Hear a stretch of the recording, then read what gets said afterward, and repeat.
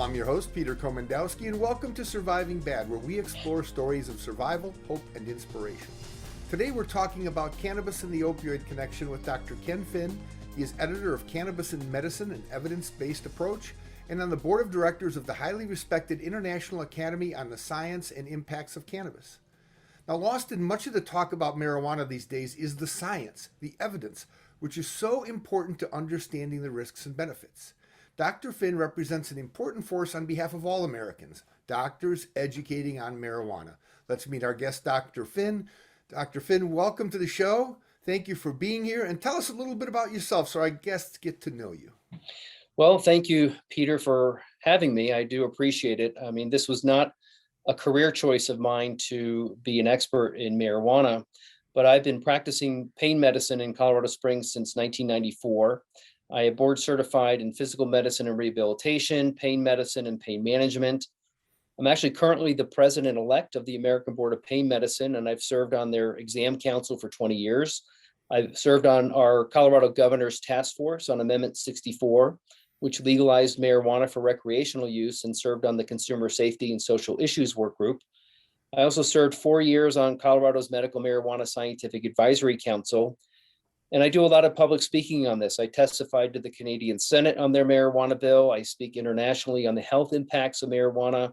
I've been an invited speaker to Mayo Clinic, Jacksonville, the Royal College of Surgeons in Ireland, Parliament, and the Texas Medical Society, to name just a few. So again, this was not my career choice, but here I am, and I'm more than happy to help provide any information or answer any questions you may have about this relationship between cannabinoids and opioids. You know, the fact that you're so highly respected is evidenced by the professional respect for everything that you've done and what you're doing. But there is such a huge gap between what we know and what the public's been sort of spoon-fed by media. Is that something that really brought you to the point of getting so involved and active in this mission? You know, that's one of the reasons. I think the impetus really was when, as a pain medicine physician, we are all well aware of our opioid crisis. And just within the past several days, most people are aware the CDC released the most recent data. We've had over 100,000 Americans die from drug overdoses.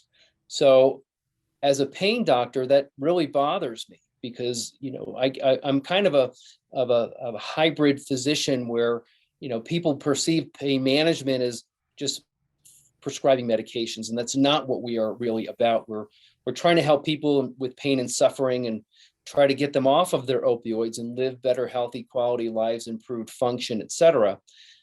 And one of the platforms to legalize marijuana is that our drug problem will get better because marijuana is an effective pain reliever and it's an effective opioid substitute. And that simply hasn't been the case based on year after year after year, more states legalizing for medicinal reasons or recreational purposes. And pain is the most common reason people may be using marijuana over something like a seizure disorder or even cancer. So despite the fact that more states are legalizing, hey, it's going to help our drug problem, it's an effective pain reliever and opioid substitute, our drug deaths continue to rise. And I think you have some data and some graphics to show. If you want, I can show them here on the drug overdose data. If I can pull that up, or if you have the time, but you have the data. So 100,000 people in a year. Last year was 90,000. The year before was 80,000. More states legalized in that period of time. During the pandemic, there were, we had issues with increased cannabis use. Most of the marijuana states allowed marijuana to be essential business. And those states in particular actually had higher drug overdoses during the pandemic than the non-marijuana states, generally speaking. Now, if we put this in the context, in the last 12 months that they reported 100,000 deaths, over the last several years, over 500,000 Americans, and that doesn't include the impact on children left behind, families left behind, employers losing employees. And we are not talking about this epidemic and these problems with marijuana and opioids just affecting poor people. This is affecting every level of American culture. and killing people just as effectively, no matter what your income level is or how big your house is. It knows no boundaries. It does know no boundaries. Well, we're gonna take a very short break and come back and continue our conversation and sort of take a look at this relationship between marijuana and opioids and maybe dispel some of the myths that people are carrying. See you all after the break. Stay tuned.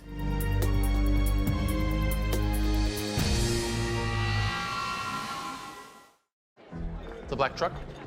Hey, Christina from accounting. Yeah, hi. Hey, I used to date a girl named Christina. Oh, really? Yeah, and then she dumped me for my best friend. You want to see some photos of them that I took? I don't. I thought we talked about this, buddy. Buzz and overshared again? Yeah. Yeah. I'm gonna call a car. That's a smart idea. So yeah, I know, that's why I did it. Hey, you're gonna get back to the top of the mountain. Does that mean I'm gonna get back with Christina? No. Oh. No. Today, more than ever, you need fast, reliable internet. At Mediacom, we want you to know you can count on us. Our fiber-powered 100% gigabit technology network was built for the future. We have enormous capacity and power and 99.99% network reliability. So even though these are uncertain times, we're prepared, and you can be certain we'll keep your world connected.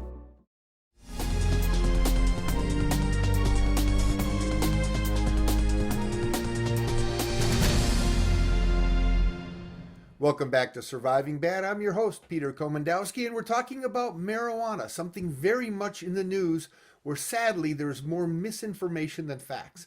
And that may be putting us on a dangerous path to the next public health crisis.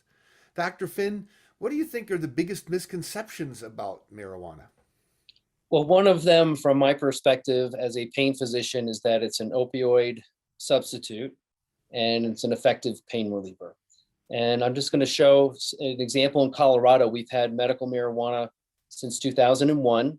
90% of the medical marijuana recommendations are for pain. So you would think that over time, our drug problem should improve, because that's what the platform is, that it's going to make our drug crisis better, knowing that the most recent data doesn't show that to be the case.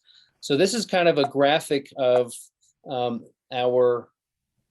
our state. I live in El Paso County, kind of central state, if you can see my cursor, about an hour south of Denver, at the foot of Pikes Peak. And this is the drug overdose data going back to 2002. And if you can see the darker the color, the higher rate of overdose death. Again, I'm going to remind people that 90% of the medical marijuana recommendations in Colorado are for pain. And this is what happened to our drug overdoses over time. 2008, 2008, 2011, 2014. So you can see that despite the platform that marijuana is going to help our drug problem, it's not happening in Colorado and it's not happening in other states. And you can see on this graphic, which I like because it's a good visual, we've going back to 2001 is when we had medical marijuana implemented. 2009 is when we had what we call de facto legalization, when all the marijuana dispensaries popped up all over the state. We voted to legalize in 2012 and implemented in 2014. And you can see that all these drugs like to play well in the sandbox. And you can see their prescription opioid deaths go up, methamphetamine, heroin. Actually, heroin actually took a little dip between 18 and 19. Cocaine and fentanyl has spun off to its own beast. And here's the 2020 data. And the preliminary data in 21 actually is not as bad, but COVID certainly had an impact in this. But you can see, if anybody can tell me where legalizing marijuana for both medical or recreational purposes has helped Colorado's drug problem, please point that out to me, because I can't see it. Well, so we have a world that's been conditioned by media to think that marijuana is some kind of a wonder drug, yet all the facts point to it being exactly the opposite. What do we do? What do our listeners do to change this? What can we do to take a look at how to enact safer protocols for this drug? That's a really good question, because the genie's out of the bottle. I mean, I wish I could be the guy from Genie and blink my eyes and put her back, but I can't. And I think this industry has unfortunately created a monster, for lack of a better term, because the media mob, the industry continues to promote marijuana as a safe and harmless substance, when in actuality, there's a lot of physiologic effects that I don't want to go into right now. But if you talk about specifically the relationship between the opioids and the cannabinoids, it's very, very interesting, because the cannabinoids actually have some anti-nociceptive or pain relieving qualities to them based on the molecule and what it does in the body, but it does not translate into the real world for some reason.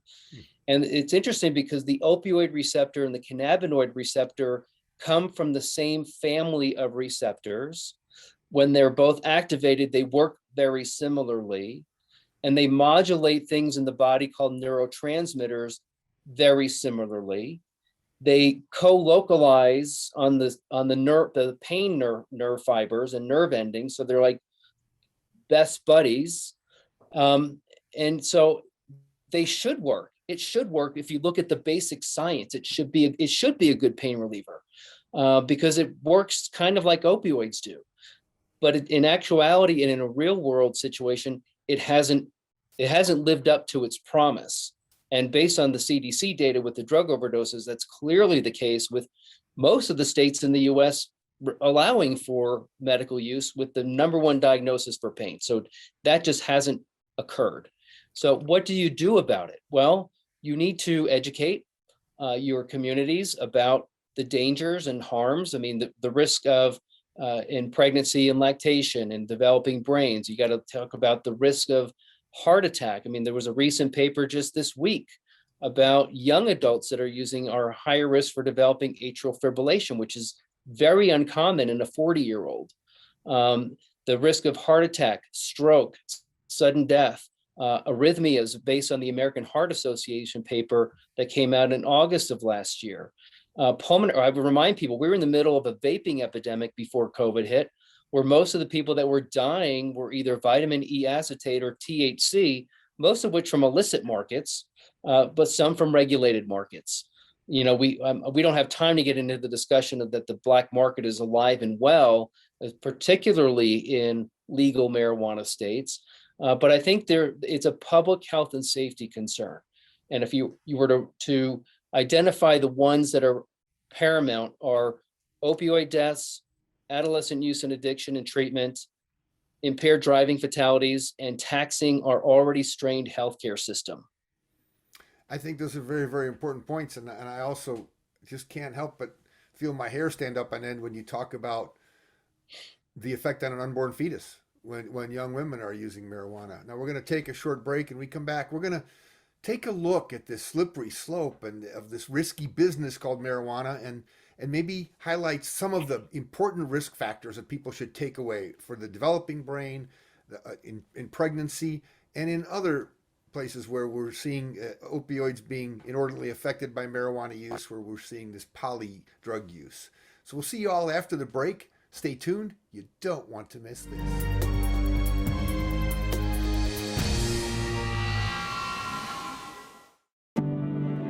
Today, more than ever, you need fast, reliable internet. At MediaCom, we want you to know you can count on us. Our fiber-powered 100% gigabit technology network was built for the future.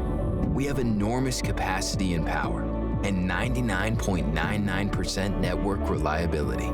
So even though these are uncertain times, we're prepared, and you can be certain we'll keep your world connected. Multiple studies have shown that marijuana can slow both driver reaction and response time, which can be really dangerous. He's here. He's here. Wait. What? I can't drive. Why? My. Oh.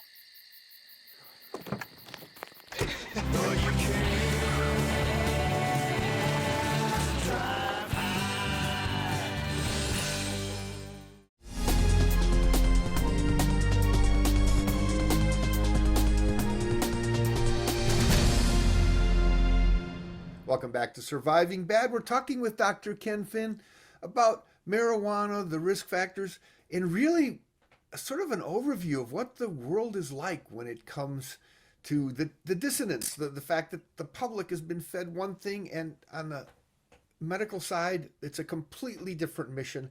And you did a book about this, and it was a very technical and dense book, but in your experiences, you answered some things that were really fascinating. Can you share those with us? Yes. Again, I think the impetus for me aggregating the data in my book was that there was no resource for my colleagues who honestly have been terribly disappointed in the medical community because they're not saying anything. I think a friend of mine here locally nailed it when I asked him what his perspective was. And he simply said what made the most noise is when the doctors said nothing. And he's right. So in my process of doing my book, I've met too many parents, moms and dads who have lost a child to substance use. And so I made a dedication page in my book to those parents who have lost a loved one, a brother, an uncle, particularly a child, to any substance abuse. And that does include marijuana. And I also dedicated it to a woman by the name of Peggy Mann, who was a journalist who published a book called Pot Safari in the early 80s. She did her research in the late 70s, and she visited University of Mississippi and other researchers across the country, particularly in California. And she wrote her book in, I think it was 1982 or 1984. And when I read her book, I was dumbfounded when I saw everything in her book was in my book. 40 years later, I thought I was smart. I thought I was on cutting edge. I thought I was awesome putting this book together. But the data has been there for decades, and the industry purposely has buried it so the public doesn't know what these harms are. And in Peggy's book, she talks about the impacts on offspring of monkeys, hormonal impacts, the impacts on the lung, the impacts on the heart, the impacts on the developing brain. We already know this. This is nothing. My book is nothing new. It was just current at the point, and it's probably been outdated already, even though my book is only 2 years old. It's already outdated. There's been so much more data that's come out, but it started the bar.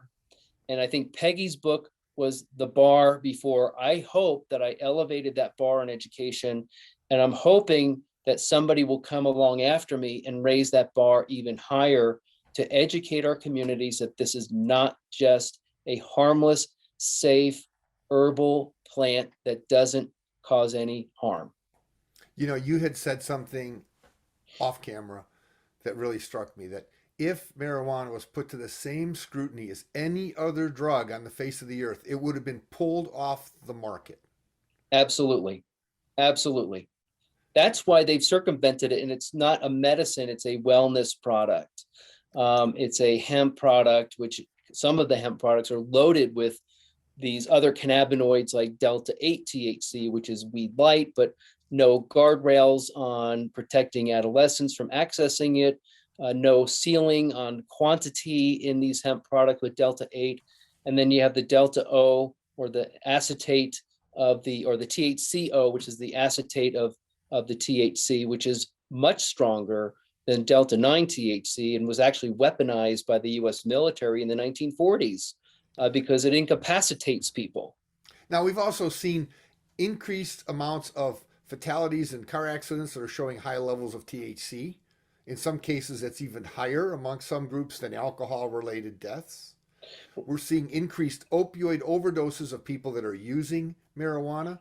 These aren't indications of anything that's medical. Right. And I think it should be taken off the doctor's plate because it's not a prescription. It's a recommendation. It doesn't come through a pharmacy window. Dispensary cannabis has not been put to the test in terms of purity or integrity. They're frequently contaminated. I tell my patients, buyer beware. What's in the bottle you have may not be what's on the label. And what's on the label certainly is not what is in the bottle. I mean, we've had recalls in Colorado with product that has arsenic in it, cadmium, fungus, pesticide, anticoagulant, rodenticide.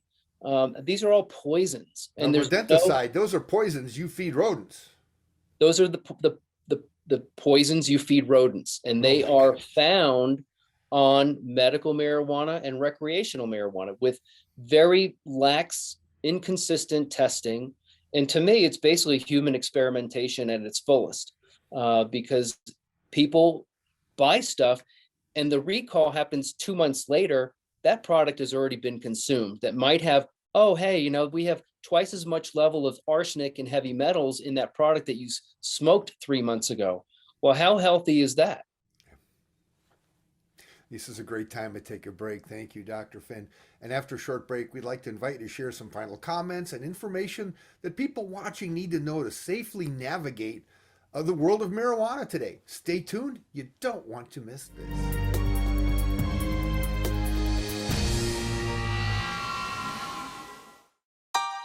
Every second, 127 new devices connect to the internet. You can feel it happening. Our digital world expanding with every breath.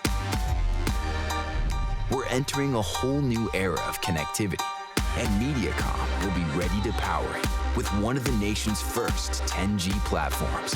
We'll be bringing you more speed, more capacity, more security, and the power to do more than you ever dreamed possible.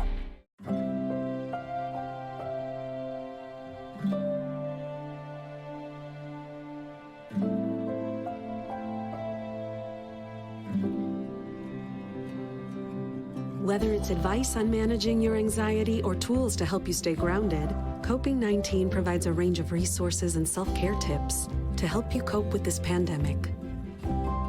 We can help. Find the resources that work best for you at coping-19.org.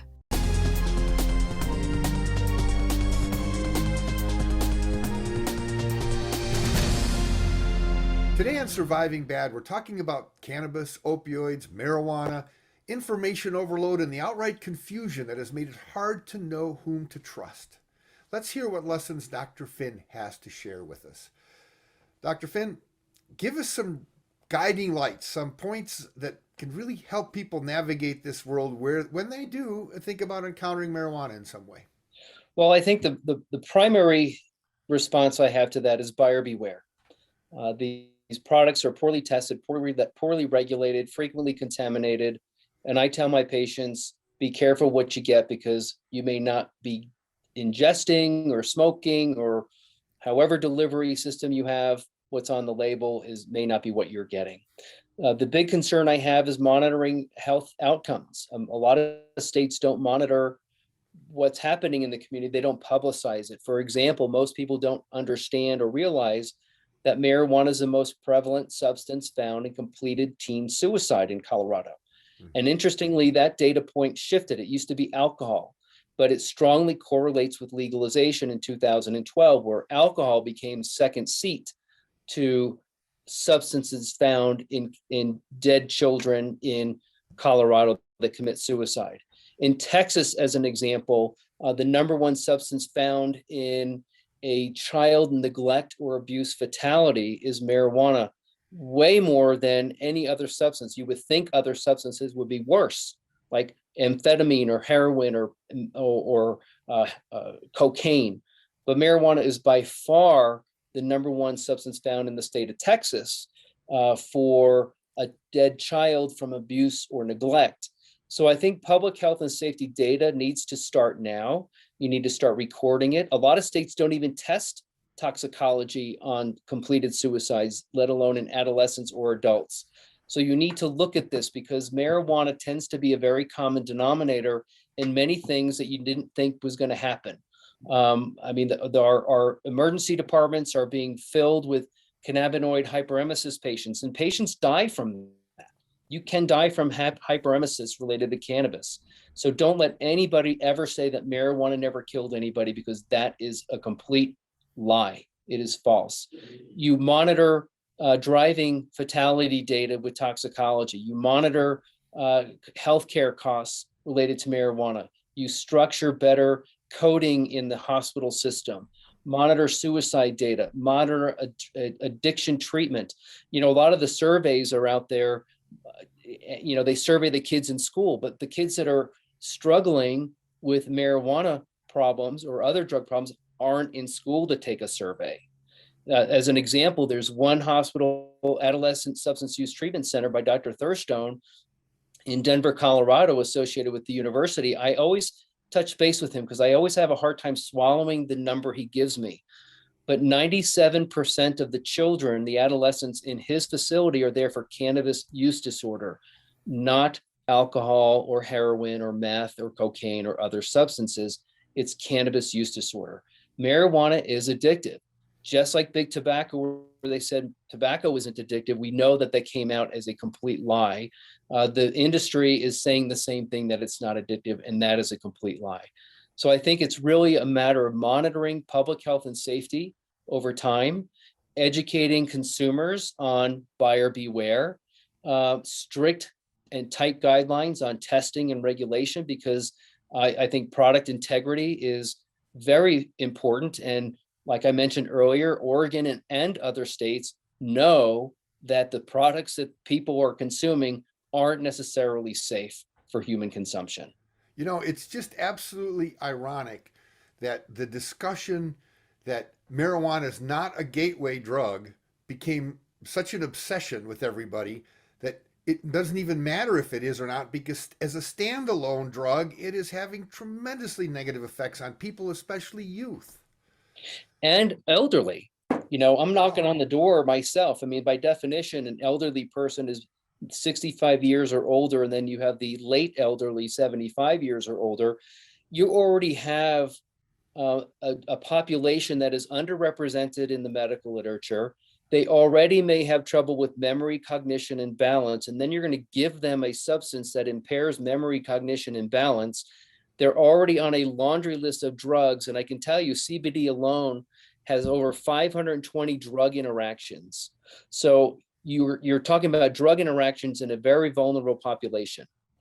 Well, this has been a tremendously informative session. I hope to bring you back to talk more about this stuff to the people of Iowa. And thank you all for joining us today. Check out our website at healthyiowa.org for more information, and keep your eye on MediaCom MC22 for our next episode of Surviving Bad, where we explore stories of survival, hope, and inspiration.